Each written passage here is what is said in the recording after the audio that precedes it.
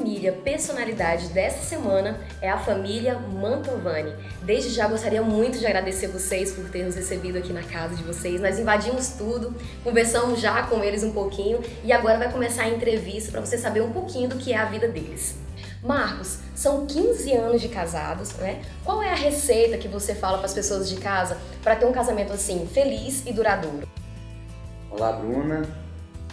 Queria, antes de mais nada, desejar a você, a equipe da TV Paraíso e a toda a população de Paraíso em 2012 com muita felicidade, né? E dizer que a receita de um casamento duradouro, antes de mais nada, é muita persistência mesmo, entendeu? Porque, na verdade, depois de um certo tempo na vida, a gente conhece alguém, né, e resolve viver junto, construir uma família, e não deixa de ter, diante dessa convivência, né, os problemas, né, de conflitos, de diferenças de opinião, familiares, né? E se a gente não tiver muita persistência mesmo, porque eu não vou falar nem a questão do amor, porque se a gente casa é porque tem amor, né? Mas tem que ter muita persistência e saber que os problemas, eles só conseguem ser superados com o tempo, né? Então a gente sempre vê um tempo e já estamos aí com 15 anos, né?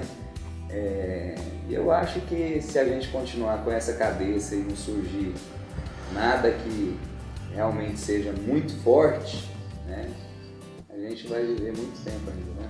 Com certeza. Keila, e como é viver do lado desse grande homem? Olha, Bruna, é uma tarefa, ao mesmo tempo que agradável, é uma tarefa complicada, né? Porque entre quatro paredes, um relacionamento ele pode ser bem diferente do que imagina quem está fora, né? Então, o Marcos é uma pessoa muito boa, né? Um empresário, uma pessoa dedicada, né? Um amigo, um companheiro, mas temos os problemas, temos as divergências, mas como ele falou, a gente com paciência, com persistência, a gente consegue manter, né? Admiro ele muito pela coragem que ele tem, pela determinação e a garra, né? Porque nós dois casamos muito jovens e, assim, os amigos falavam que a gente não viveria mais que um ano, né? Por ele ter um gênio, assim, muito solto, muito liberal e eu muito ciumenta, né? Então eu pensei, não vamos muito longe.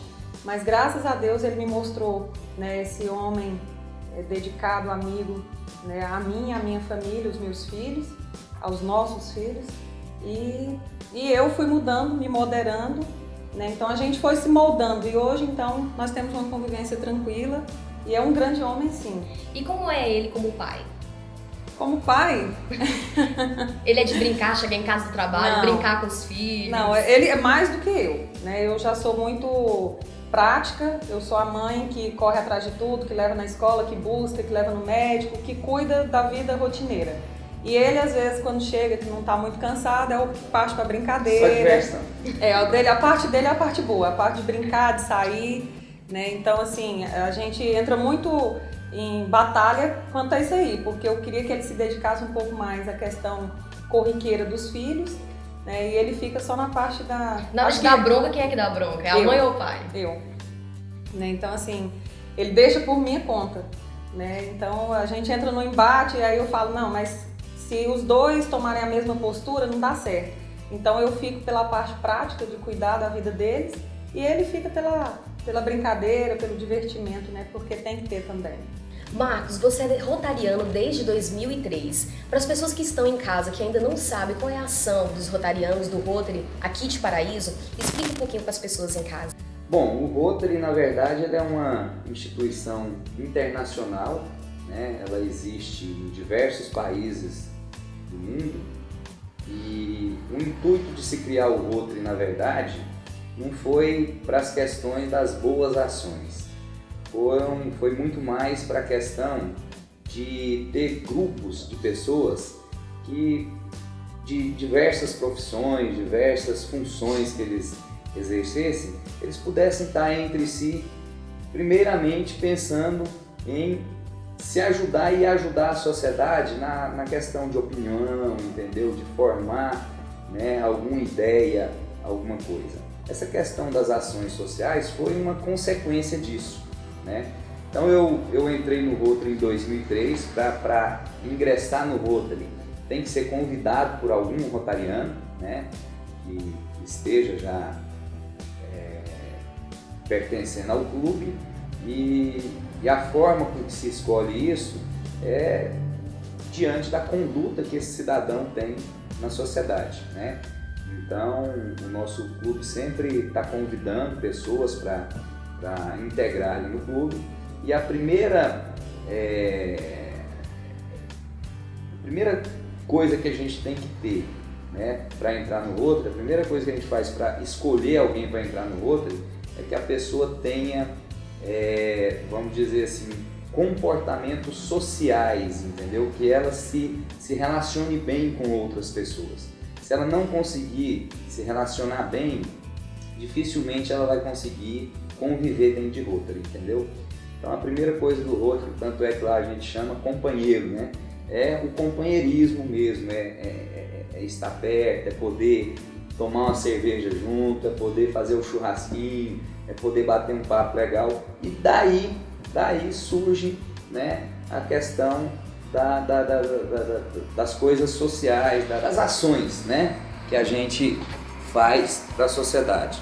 As mais visíveis que nós tivemos nos últimos anos foi um programa do governo federal, que é o Promoradia, onde ele precisava, né, de entidades, poder público, municipal, né, que intermediasse a construção para pessoas carentes. Então o Rotary viu, né, que ele poderia fazer essa função, e nós construímos aqui em Paraíso 50 casas, né, para pessoas que realmente precisavam. E outro projeto que o Rotary também banca muito é o projeto do banco de cadeiras de rodas, né? A gente tem um banco de cadeiras de rodas para fornecer para aquelas pessoas que também precisam, né? Então são os projetos de beneficentes, né, que são mais visíveis do Rotary. Mas o Rotary não é uma entidade para fazer ação social, né?